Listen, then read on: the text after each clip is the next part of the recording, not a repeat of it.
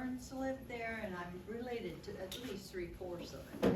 Okay, I graduated from there, but I was living in Council Bluffs, and he was working for Google and retired for Google, and that's the largest server farm in the world at Council Bluffs. I don't know if most people know that. But anyway, there were 40 people that got together, similar to Dunkerton. I felt like you were telling our story. We moved back to Council Bluffs in 2006. Although I had always been interested in country school. I went to the country school, that's our museum. But I only went 3 years and they closed it, and I swore I'd come back and find out why. I was really upset, even as a little kid, I remember. So anyway, there were, the school had been moved twice from the original site that was on our farm. And the last one was used as a hog farrowing place, okay? But the blackboards, the wing coating, everything, the platform, everything was still in the school, but the floor, we had to replace. You can imagine having pins in there, having sows having their babies. That didn't work very well. But we had a lot of people, and I was driving back and forth to Odebolt from Council Bluffs. That's 90 miles one way. So it was a nice trip up, a nice trip back anytime I was going up. When the school was going to be moved, and it was going to be moved to downtown Odebolt, to the Heritage Square Park area, I found that we needed a historical architect.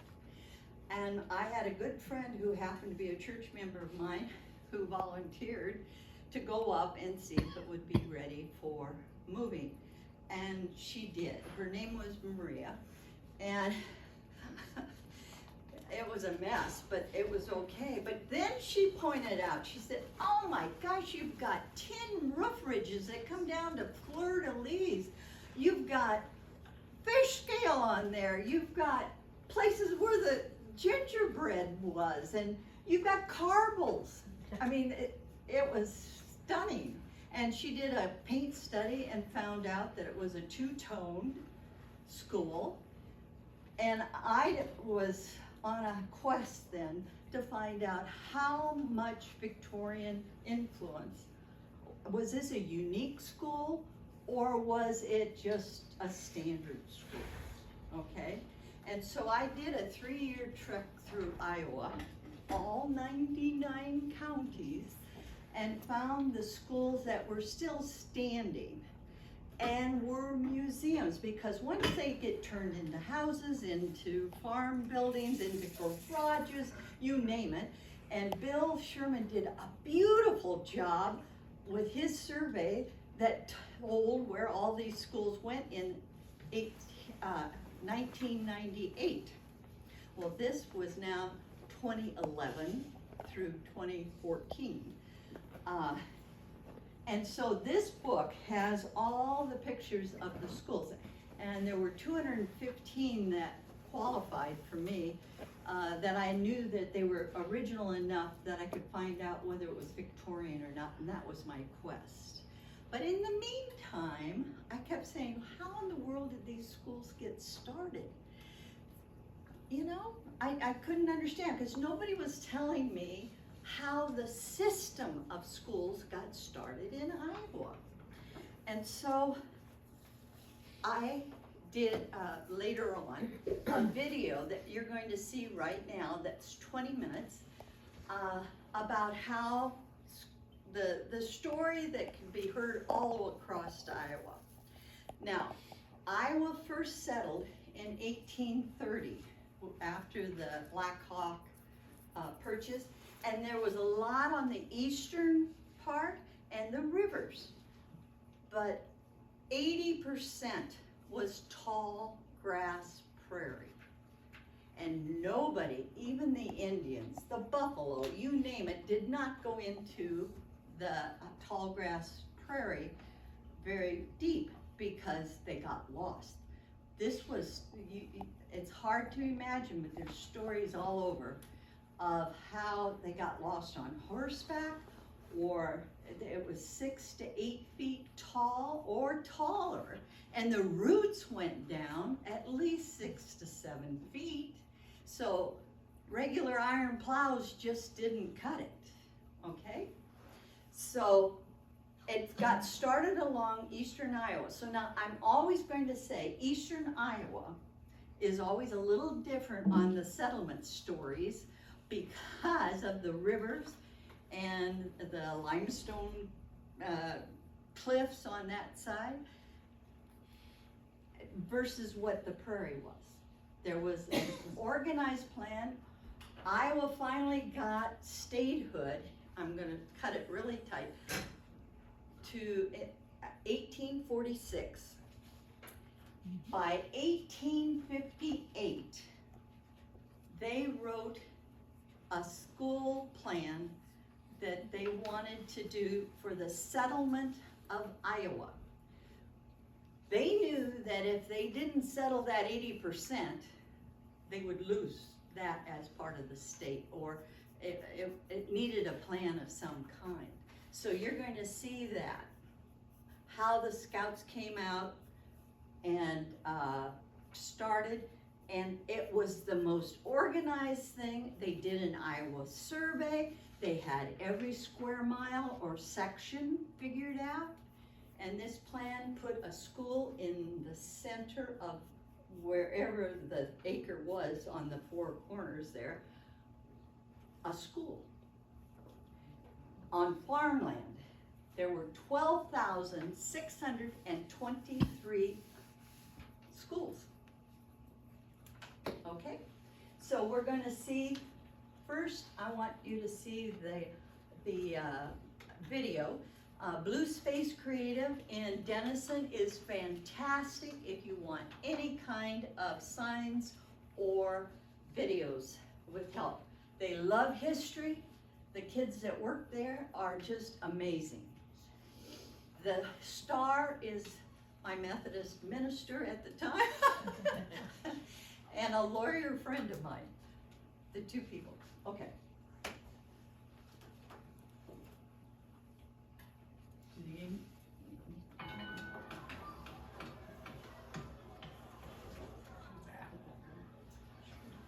The video, yeah. Okay. Welcome to Willow Tree School, just one of 12,623 rural schools built across Iowa from 1870 to 1900. My name is Sebastian Beeler, and I helped build Willow Tree and became its first teacher in 1883. I invite you to hear the story of not only how Willow Tree came to be, but how the entire network of rural schools started. The story of how Iowa's Prairie was settled has long been overlooked, and it's untold by historians that thought Iowa had already been settled by 1870. And I'm here to tell you the real story, to uncover the history of Iowa's farms from where they truly began, and share how it happened from the perspective of someone that lived during this exciting time. My story is unique, yet it echoes the stories of millions of others who came to Iowa in search of religious freedom, owning land and having a better life, and settling our great state. Building a school system that has had a positive, lasting impact on education in Iowa today.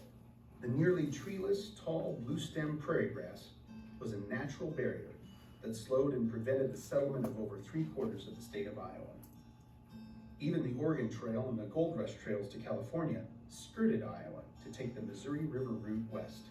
Clouds of biting insects, lack of surface water, fires, grasshopper plagues, extreme weather, complete sense of isolation, and the fear of getting lost or separated due to a lack of guideposts and trails in the 6 to 8 foot tall grass were some of the many reasons early pioneers avoided the endless miles of Iowa prairie at all costs.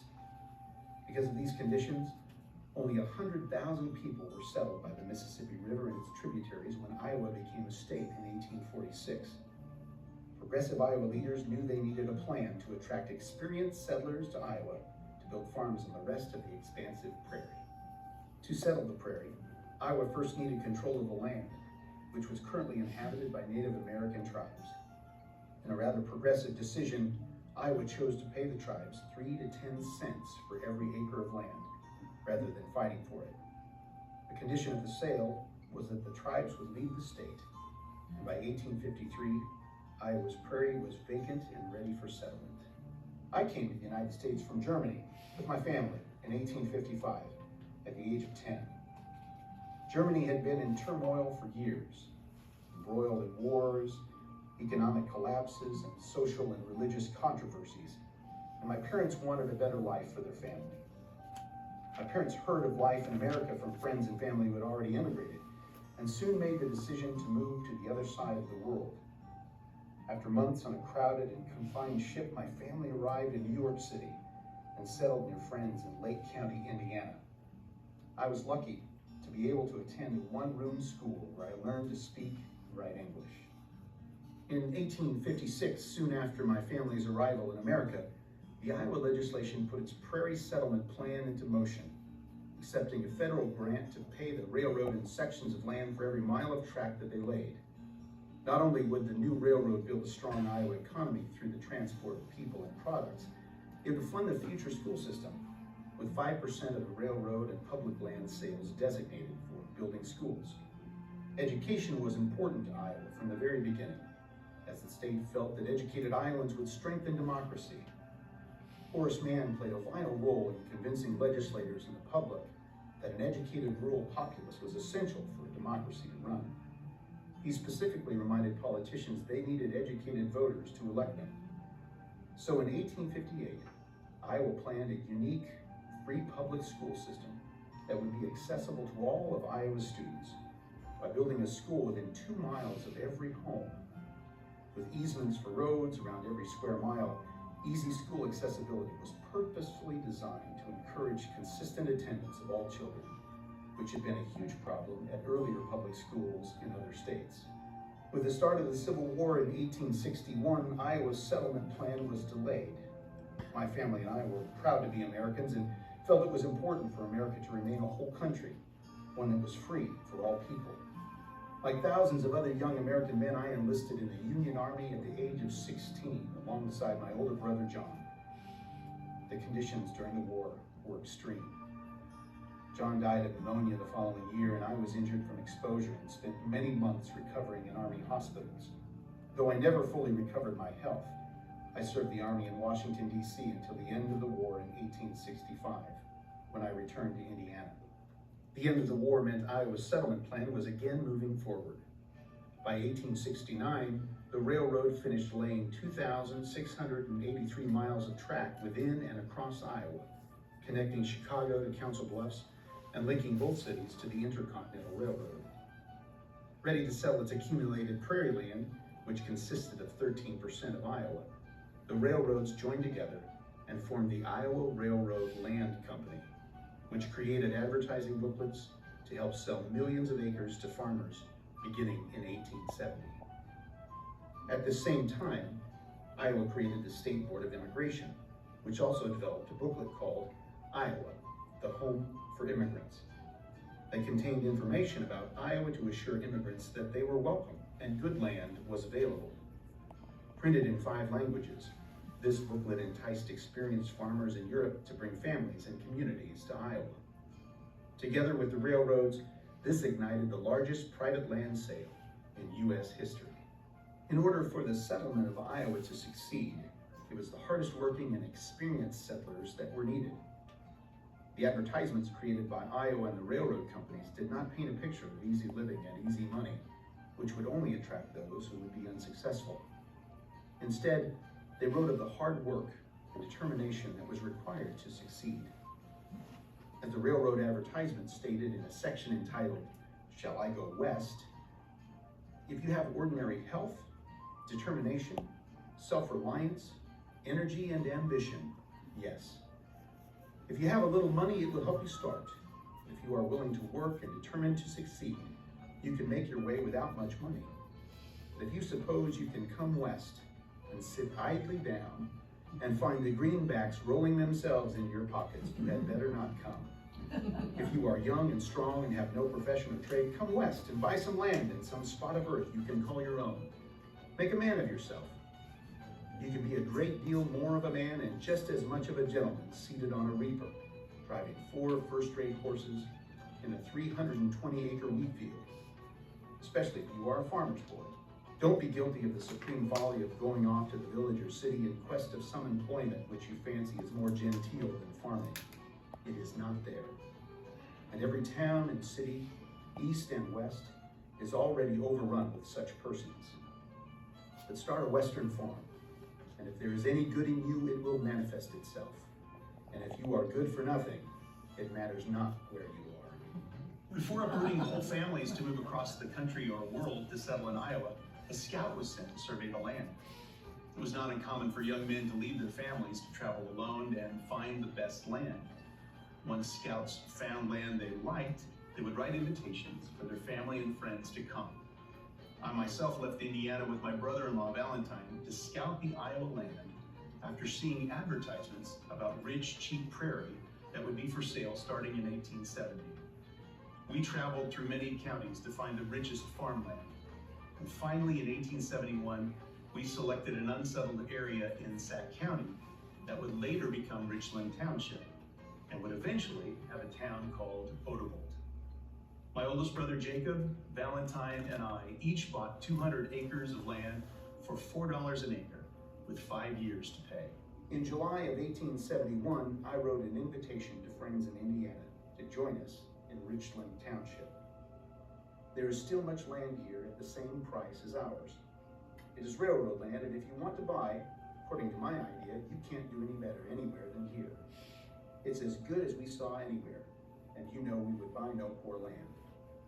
If you want to come to us, you must come to Fort Dodge, then to Storm Lake, and from there, you can easily find us if you ask for the Booyer settlement. When you get in the settlement, ask for a man named Willard, and he can tell you where we live. All across the state, from 1870 to 1900, farms were established with families joining their scouts soon after. My story is the same as the million settlers that came to Iowa over those 30 years, turning Iowa into a patchwork of different cultures. Just within our township, we had Swedish Lutheran, Irish Catholic, German Catholic, Scottish, and English communities, in addition to our own large German Methodist community. Turning the prairie into farmland was a hard and lengthy process, using horses and steel plows. It was my duty to my family back in Indiana to build them a livable farmstead. Valentine and I built a dugout lined with rocks on his land as a temporary home, while we broke sod and planted crops to sell so we could purchase and ship lumber to build our barns and houses. By 1876, my wife and children were by my side in our new home, and some of our old neighbors had become our new neighbors. We helped each other make our community a success through every hardship. Valentine, like many others, died of injuries received in an unexpected blizzard. Many children died of diseases and accidents, like 3 of my children, who died in a diphtheria outbreak.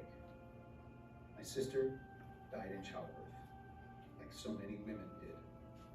Small towns developed to support us farmers as we worked to quadruple Iowa's tilled land to 35.5 million acres, the highest it would ever be. The state was finally settled with 2.2 million residents by 1900. The plan had worked with spectacular speed and success. Yet it was a silent happening in a distant prairie for non-rural Iowans. Accomplishments came without fanfare, battles, or headlines. The sudden increasing number of children settling with their families in Iowa sparked the real development of the public school system designed by the state in 1858. My neighbors began a farm school in 1876, so our children could be educated until the public rural school was built. We had to wait until 1879 for the state to finish appointing a superintendent of schools for each county, who were each charged with organizing and authorizing the local school boards, so we farmers could build our one-room schools. Finally, in 1883, Willow Tree was ready to open on an acre of land I gave to the school district. We were so proud of our school. Built with Victorian influence like so many other schools at the time, the The state officially named it Richland Township #1 school, but the locals forever called it Willow Tree School, where I proudly served as the first teacher. In total, 12,623 one-room schools were built across the state. Each was a part of the public school system, not private, religious, or standalone. Because the system was free and meant to educate all children without exception, it was a first for public education. Each school was operated through a school board of farmers, which was tasked with hiring teachers, maintaining the structure and grounds, and working with the county superintendent of schools. In each Iowa rural school, the classroom model was the same. The school consisted of a single ungraded classroom in which the statewide course of study for grades 1st through 8th were taught by one teacher. Before receiving a teaching certificate, a teacher was required to be 18 years of age and had to pass a certification exam. While there was a statewide course of study, there were no state-required textbooks. These decisions were made by the local school boards. The use of rural schools wasn't limited to educating the youth.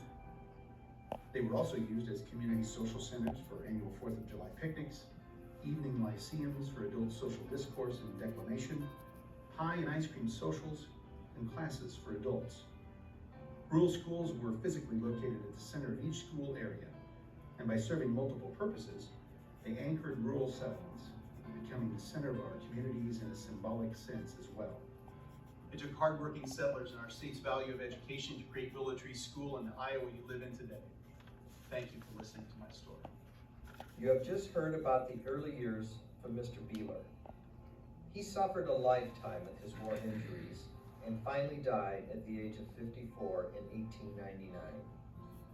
I would now like to tell you about the successes and challenges of the Iowa rural school system. Hello, my name is P.A. Lauterbach. I was the first elected superintendent of schools of Sac County in 1919 and was re-elected until I retired in 1959. I had a reputation that many students and teachers feared me, yet I know they respected me for moving the 100+ rural schools under my charge towards excellence.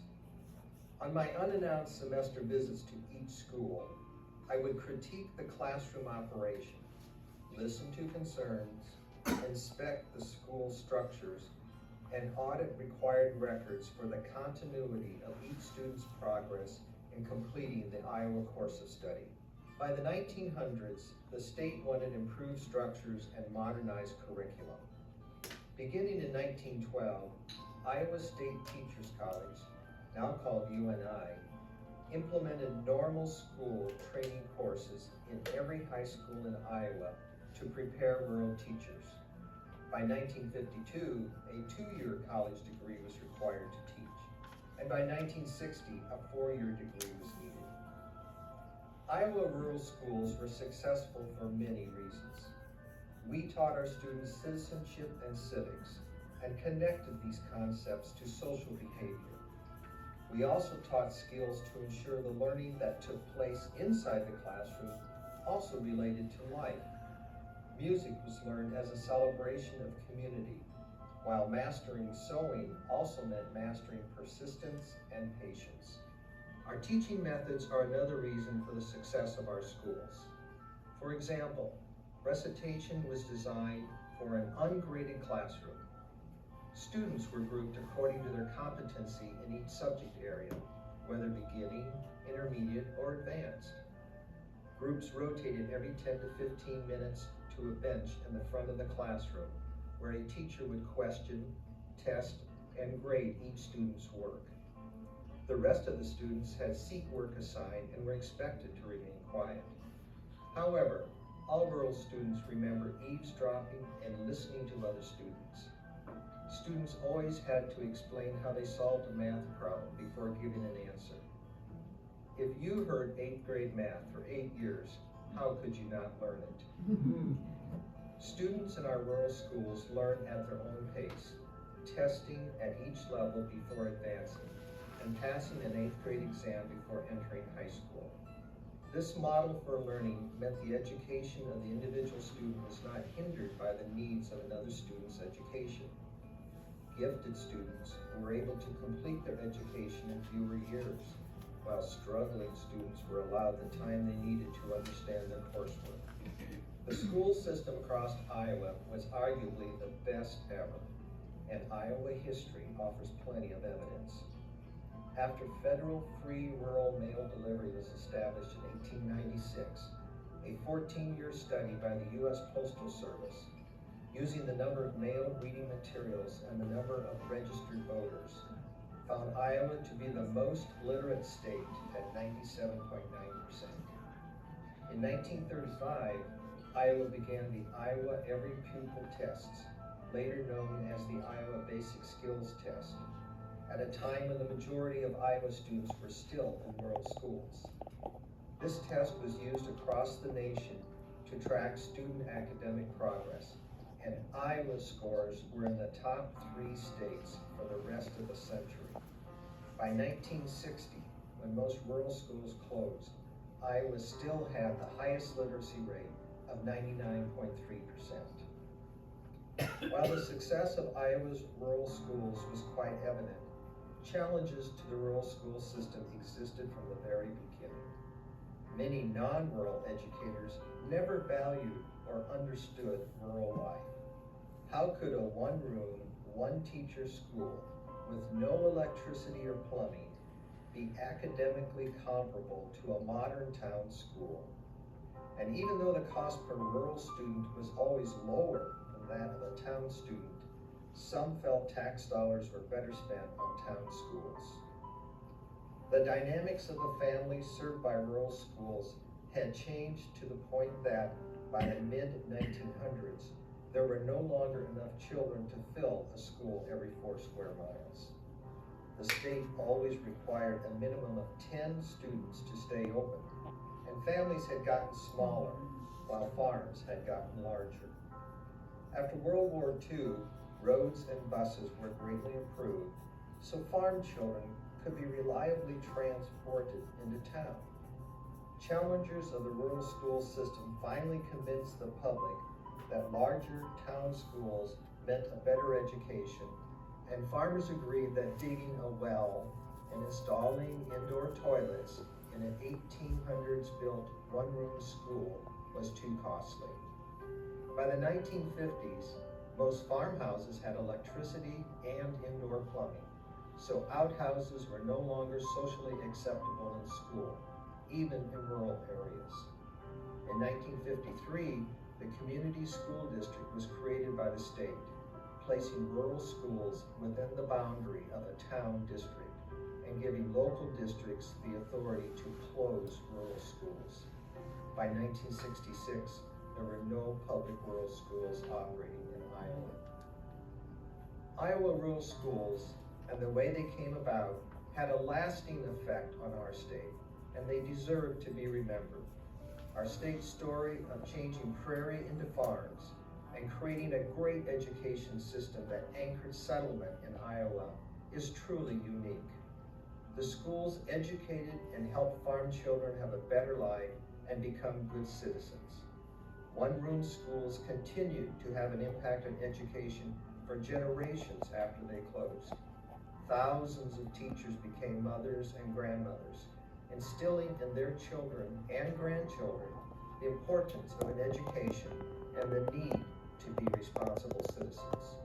The result is a Midwestern rural culture that stresses self-reliance, yet the responsibility to help others, demonstrates the importance of educating everyone for the sake of democracy, and celebrates and defends the American freedoms they cherish.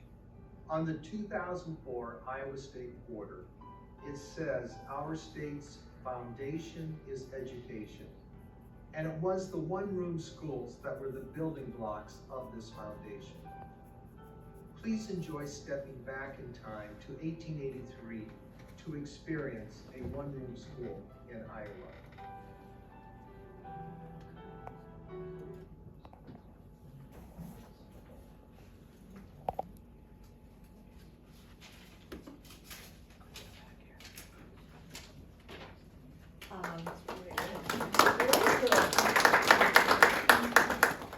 I hope I know Bill has seen it. But it really was my attempt to explain the context in which the schools started.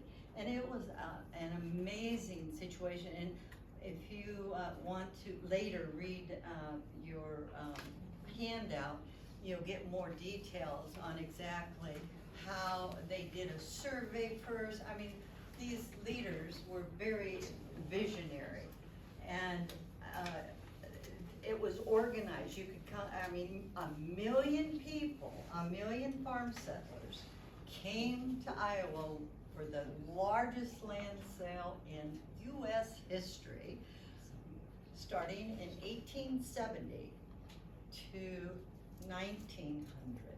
In 30 years, they doubled the population, and they had the most farms that we'll ever have. It was 228,622 of them. Do you know how many we have today? How many? How many? I don't know. How many do you guess? What was A third of that. 86,000. And it's really 85 something, I don't remember the exact, and that was the 22 year. So it may have gone down even further because average size in eastern Iowa was 40 or 80 acres. When the Great Plains were settled, it was a quarter acre, or nearly 155 acres. And in 2022, what do you think the average size of the farms are? 500. 2,000. It wasn't as high as I thought. It was 345. Hmm. But who knows? Yeah. What it does say is that fewer and fewer homesteads, and so therefore this plan wouldn't work today because of the size of the families. I mean, if you know all of your relatives that go back, they had big families and they didn't expect their kids to all reach 21. And men didn't expect that, you know, a lot of wives were lost in childhood. We don't have that worry today because for most places you get pretty good prenatal care. I do want to say one thing about, because Bill went on about the Amish. I want you to understand that the public school system required certified teachers, and they were not public school, the Amish were not public schools. In 1966, you may, maybe not, I'm old enough, there was a big uproar because they said all schools are closed, and Amish kids were, there's a big photo on the Des Moines Register, big photo. Kids, Amish kids running into the cornfield to avoid getting picked up because they aren't in school. What Iowa did was very smart. They really worked hard to allow certified teachers to have time to have them come out and work in the schools, and much like him. I just want to let you know that there were no public schools as of 1966. Country schools all closed. But the Amish were the exception, and Mennonites were the exception. And I'm not going to talk anymore because you're going to do that one. Okay? But I just wanted to clear up why you were hearing one thing versus another thing. And it was, and the other thing is that I've been told on this that it said all schools had, high schools had certified teacher training, and there were some big cities obviously that didn't have it because they didn't need anybody trained because it was a city, and so they didn't do that. But all the small towns trained their teachers or had the opportunity for that. And the third thing is when they say the prairie was vacant, that doesn't mean there were not still Indian tribes in Iowa, especially in northern. You know about the massacre at Spirit Lake, and there were some other Indian problems. And that's a long story, but if you want to, you can find a 75-minute, another one of these on Iowa's early history, glaciers to settlement, that's broken into 8 big pieces, and you can find out all about the Indians and the Iowa. And what happened to the Iowa? Because I kept asking, what happened to the Iowa? And I did a lot of research on that. But today, what I'd like to do is to talk about country school museums and what they can tell us, and answer the question about the Victorian influence, okay? We can learn a lot about our schools, and I want to let you know that people call them all country schools, okay? Whether it's a small settlement school, whether it was earlier than 1870 when the public school system came to Iowa, we started calling them rural schools, okay? Rural schools are the ones that were through a system of public education in the state of Iowa, okay? Country schools happened before that, but they're a type of country school, okay? So I don't want any confusion on that. You had country schools before, and a lot of them turned into, and especially the eastern part of Iowa, into rural schools, and were public then. Before that, they were subscription schools. There were no public schools, country schools. That meant the parents had to pay in a portion, they're called subscription school. That's why they could only afford to send 1 kid or maybe 2 kids to school. That was before Iowa came up with this brilliant plan that they were going to educate everybody, including helper families. They didn't care whether you owned the land or not, or whatever the situation was. You could go to country school or to small town schools. And that was revolutionary, because in the East, if you want to be careful, they didn't set schools every 4 square miles and have the kids walk to school. They had them in small settlements, and in order to get to school, you would have your parents have to take you. Well, guess what? They're busy scraping out a living, and they don't have time to go to and from school, right? Miles. And so on the eastern country schools were really more settlement schools, if that makes sense. All right, let's go on. The first school in Iowa, does anybody remember that? It's Doris Cruz wrote a book about it. And Abbey Creek is a good example of why, or how the country schools changed to rural schools, just in name only, okay? They still continued their school, but they became a public school, meaning they had a certified teacher, okay? The other thing is, before the rural system was built, 2 windows were very common on both sides of the classroom. If you see a lot of those schools, they're 2 windowed. So if they're 2 windowed on just 2 sides, the opposite sides of the classroom, it's probably extremely old. But we'll talk about the windows later, okay? How many of you, I should ask you before I put the slide up, the longest used school.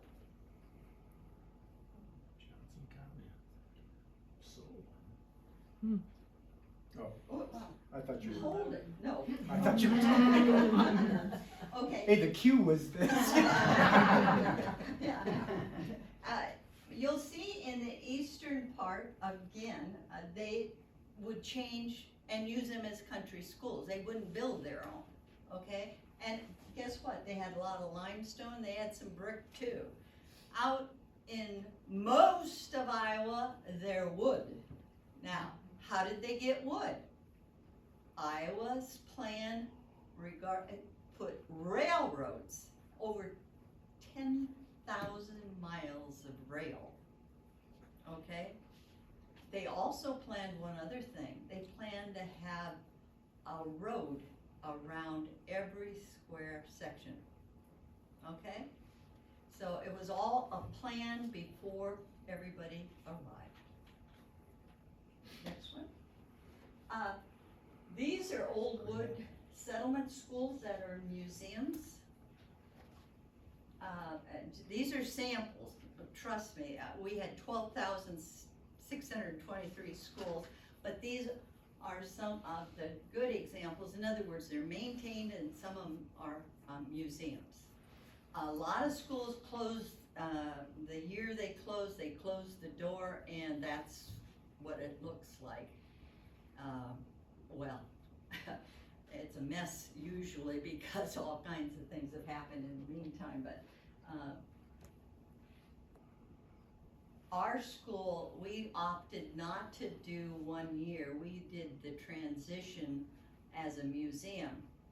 And that's why we have this model here to show what a classroom was like and what was in a classroom.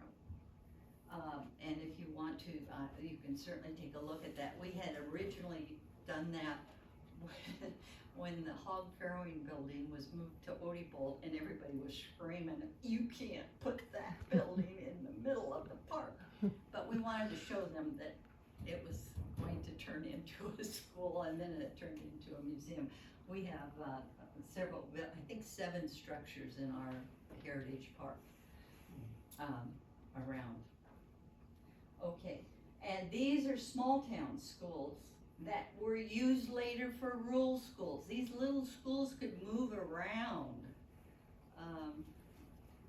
and they were meant to be able to be moved. I don't know why the National Registry says if you've moved the school, it isn't good. I mean, that's what happened to us. 2 moves, no, and there's nothing that's changed about the school. These are examples of old town schools. This is the few. Will you stop it? But these are all really great museums too, and there's even more. But they are now, and I feel so old, putting a lot of 1900 schools on the national list. Okay.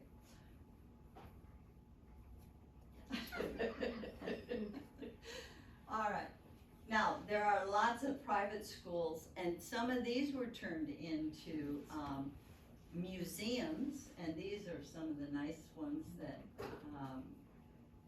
you can see. In Adams County, they had a whole group of, have you heard about the Icarians? Okay, well, this is their Icarian school. If you want to look at those longer, let him know.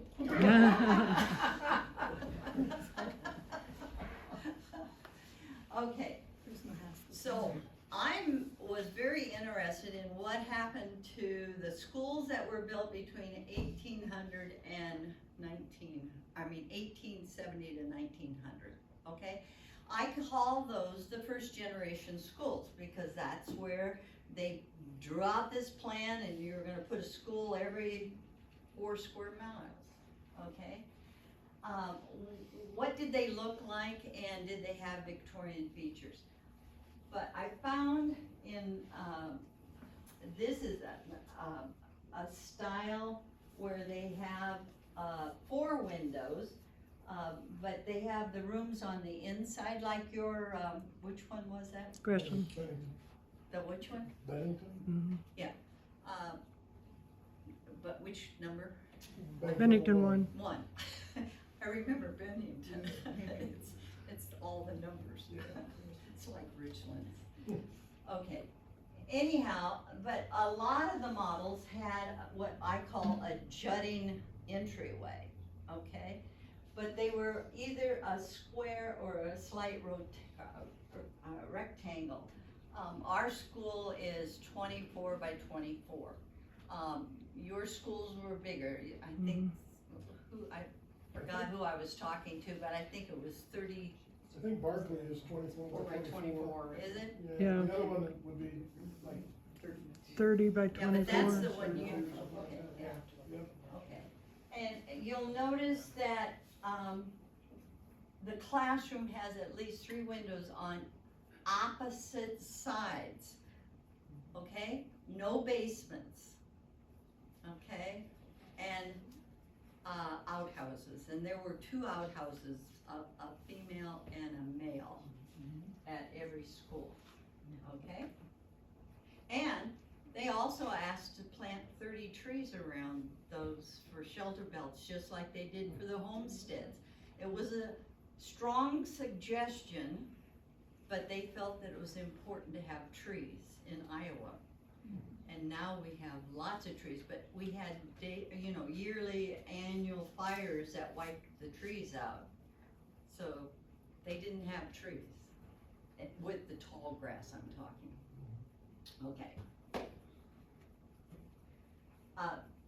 Now, these are some examples of schools that were built after the public school, they became public schools. Just to give you an idea of the different look. I have never found 2 schools that are exactly the same. They change the windows slightly, or the door, or the place isn't quite the same, or the stove isn't the same, or the chimney. They have some similarities, like a whole township will look somewhat similar, but it doesn't mean they're twins or identical twins. Okay. Now, you guys and this may be true, that you say that they changed the windows because there was a problem with the north side on wind. Well, our school had east-west opposite windows and no windows on the north side. But ours was a first-generation school. There was, in 1910, a theory about children should not have light coming in from 2 sides, okay? And I did research on it. It goes back to a window blinds company in Illinois, but they convinced everybody that you should not have windows on opposite sides of the classroom, okay? Now, the Bennington schools are sort of that transition from 1910 to 1920, okay? Some had basements, some didn't on those schools. But you can see what they did. They changed, this is the front and the back, okay? But the windows are on adjacent sides. If you look at schools that have numbers of windows on you can see this is the front. You can see that there's no windows there, but they have the windows on the back side. Those are 2nd generation schools, because by the time we got to the 1900s, the wood schools were falling apart for the most part, if they weren't well maintained. If they were painted and re-roofed, not a problem, but if they weren't, they were falling apart. So the public wanted a new school and more modern school. And Queen Victoria reign ended in 1901 when she died. Now, these people had all come from Europe, and so the Victorian part, it becomes a very big part of the schools that were built between 1870 and 1900. So those fancy trims that you're seeing, over from the Victorian era. By 1920, the schools were all painted white. They had stripped organ tops off. It's just amazing when I was going around to all these schools that they'd take the ornate tops off. Corbels were all taken off, but fish scales tended not to be taken off because that's part of the siding. But it was very difficult to determine which ones were. We're gonna, okay. They also had basements. Most of the schools in the second generation had basements, so they weren't very movable. And these are good schools, but you can tell by the year that they're built. This is the front and the back, okay?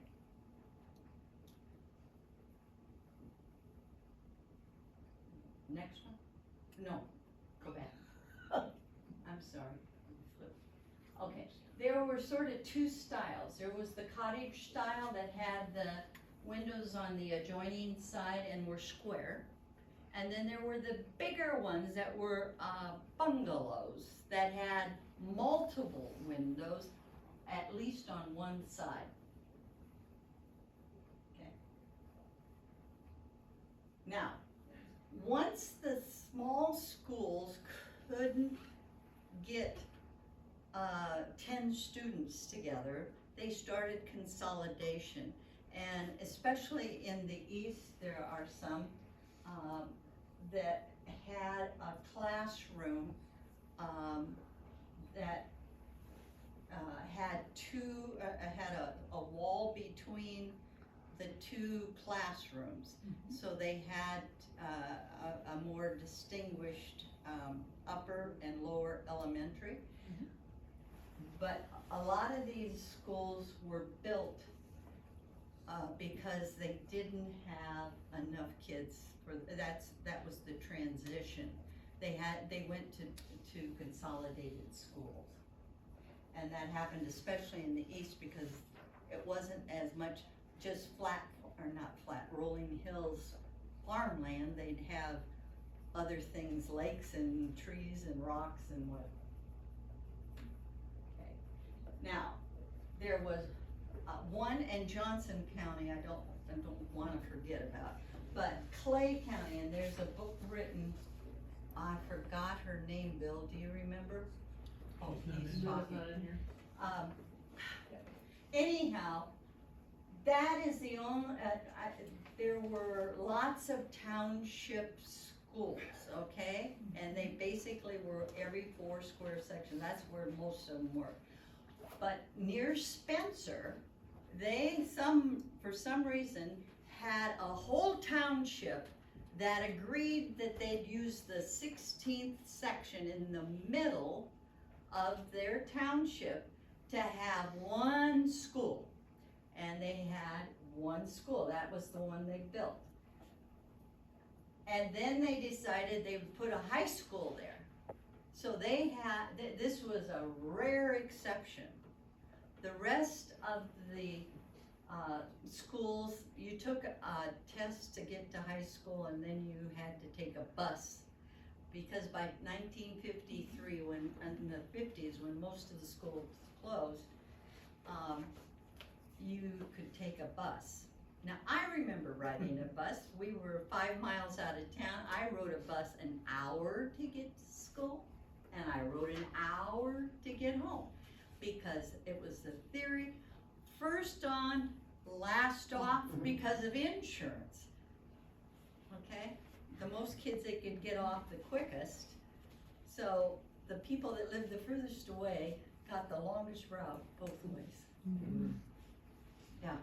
And by the way, I happen to have a woman bus driver. Her husband had had a heart attack. She was the first bus driver in Iowa. Oh my God. In Iowa.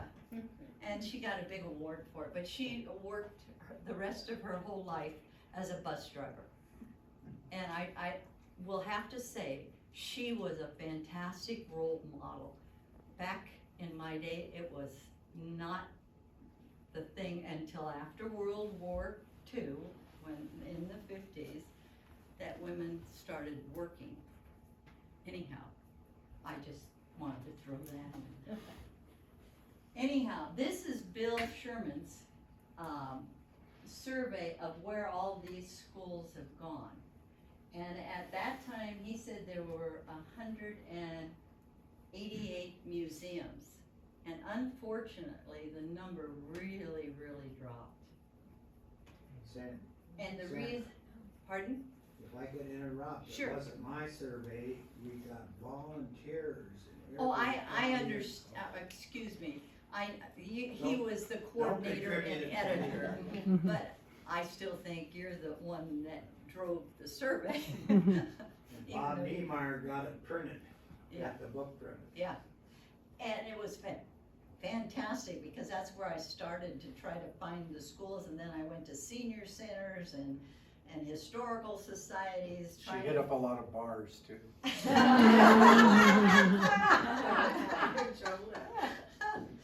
But small towns are great. I mean, man, they tell you right where they were, but they also told me where all the ones that were fallen down, totally unrepairable.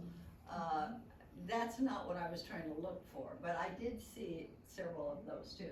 But these houses are in Odebolt. You can see why you still can see schools in them, but you can see that, of course, Victorian features were ripped off in the early 1900s. They wanted a modern look, but there are tons of schools. If you keep your eyes open for garages, for everything, they're still around if they're maintained. But they're not schools, and what we've lost is school museums. And I hope somebody will take my book and go, because since then, there have been fires, there have been what you would call malicious destruction by kids that don't seem to understand.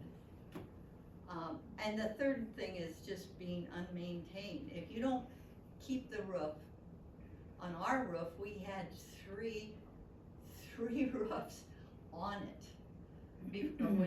Even when it was a hog farrowing. So I'm saying that's such a key to keep the roof. Okay, now this was my survey. Now I only put 215 schools in my book. Bennington number 4 is in there. But the total pool, remember, was 2,911 that Bill found. And he found 188.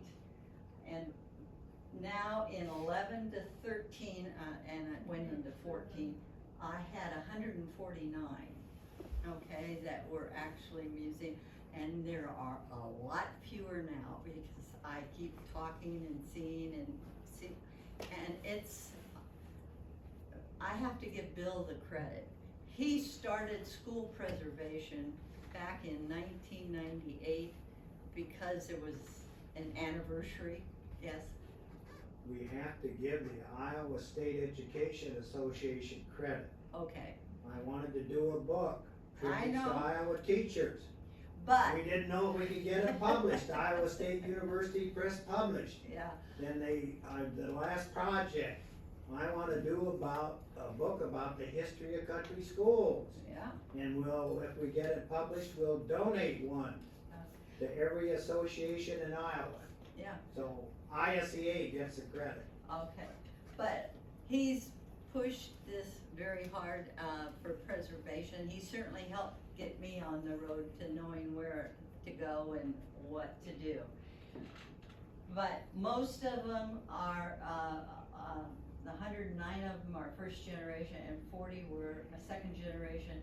And there were what I call unmaintained, but enough that I could see fish scale or the fancy bell towers or whatever. But remember, there were originally 12,623 that hit the peak in 1901. Okay. What was the main reason that most of that dropped? I assume people died off vandalism, or just there's lack of small, money and. there's small money, yeah. The simple answer, old people love to do it. Young people are too busy raising kids, putting food on the table, we can't get the replacements coming in. Well, I think the other reason is a big one. I attended the school, you know, and so I'm very comfortable talking about them because I know them upside down and backwards because of my teacher. I loved my teacher, even when I was a little kid, you know. So that's really tough too. If you haven't been to school, seeing one is still, but you can study about it. You know, I'll have to say, I told you about this one. This one has a lot of school artifacts in it that will tell you how they were used. And the other one is that we did what you did. You interview a lot of people that went to the school, and this was 10 years ago now. And grandkids love this book. Young elementary kids love to be told these stories. So I'm saying this is another one that was very popular, and we sent this out on a Renzi grant to the history teachers of Iowa in 8th through 10th, a few years ago. Okay, now the Victorian era.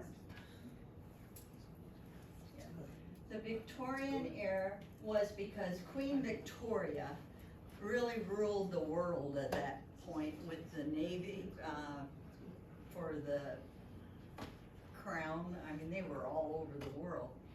But part of the fashion that she created is this very fancy handwork in sewing for outfits, but even more important, the fancy windows and the bell towers and the buildings were fancy. It's hard to believe, and we have some 1800 tools that show how the molding, used for molding, and all these tools. It's amazing what farmers could do. I know from my great-grandfather's tools, I never knew him, and my grandfather from the tools they used. But she became queen in 1860, and she died in 1901. So the late Victorian period is the period between 1870 to 1900, when the schools were being built, when the homesteads were being built, when the small towns were being built. How many of you drive through small towns and see all those gorgeous fancy buildings, right? The schools were the same. There's about 30% that I found, and I have no idea on the pool of all the schools how many were Victorian, but had Victorian features on the outside. They all had them on the inside, okay? All right. This shows the Iowa school system and the Victorian era. Now, there was also one other thing going on, which was the Industrial Revolution. So there were a lot of people coming over from Europe. Those people tended to stay in cities because that's where the industries were during the revolution of industry. However, that's when they came to Iowa also. And more than half were German, so German had a lot more than other groups. Now, Victorian features, how do you know what they are? One of the first things you have to do is a paint study so that you know whether your school was two-toned or not. These ideas that they were little red schools, when Barnes came in the 30s and they had paint, they put iron in them and they were red. And guess what happened to the schools? They also turned red. Little red schoolhouse. Yeah, yeah, but that wasn't where they were, okay? So you need a paint study, and one of the best ways is under the window moldings to do an official paint study. They can tell you what layer is what color, and our architect did that. But there are schools that have been restored that have the two-tone colors, and that's more likely what a lot of the schools were. That's what the houses were. If you look, the green and white is a very common combination. Okay, next one. Fish scale, and I call it fish scale. Can you see that in that photo on that picture? Okay, well, they would have had gingerbread here, and they would have had Corbels. Those are the I'll show them to you in a minute. But they stripped all those off, and then they painted by the 20s, they were white. So Iowa's rural schools tend to be all white and no trim. Ha. Well, there's an awful lot of schools that have fish scale. They even have fish scale on the bell towers that are left.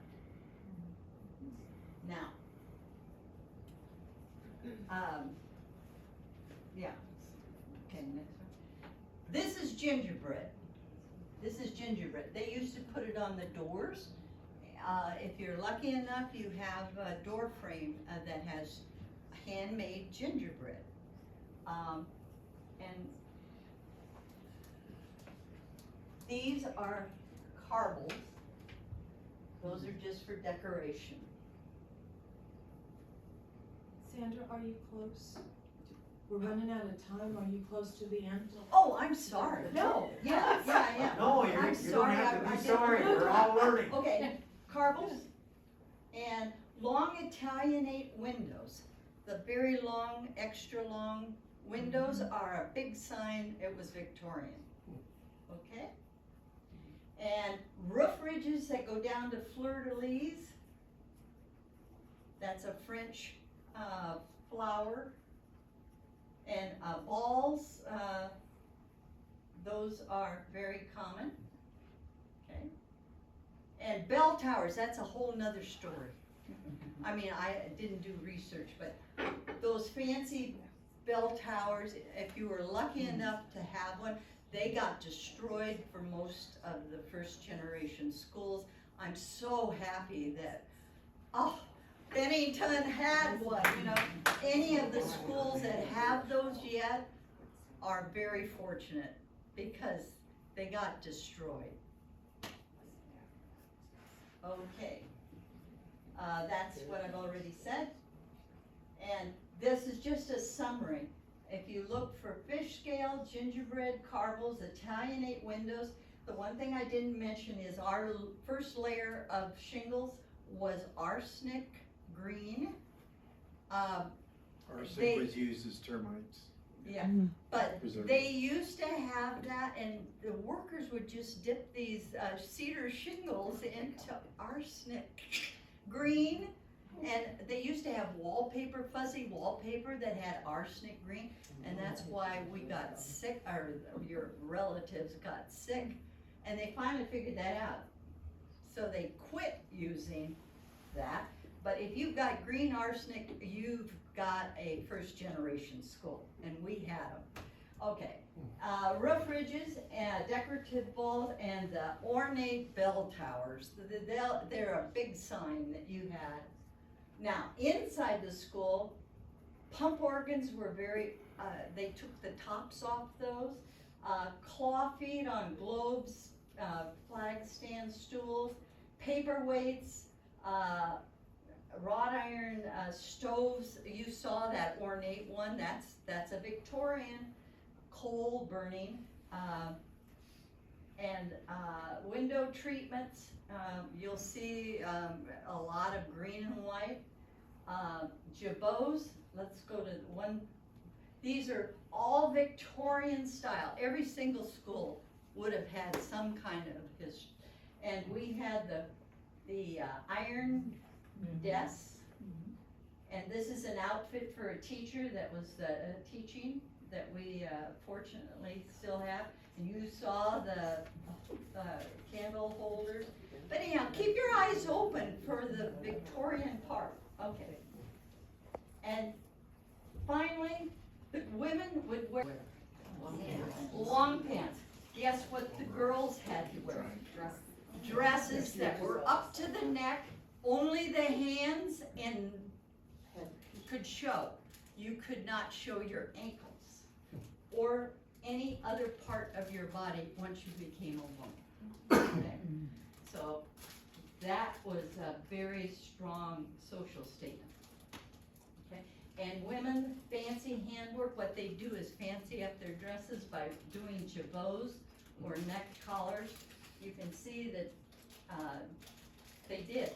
Then in the 1920s, what happened?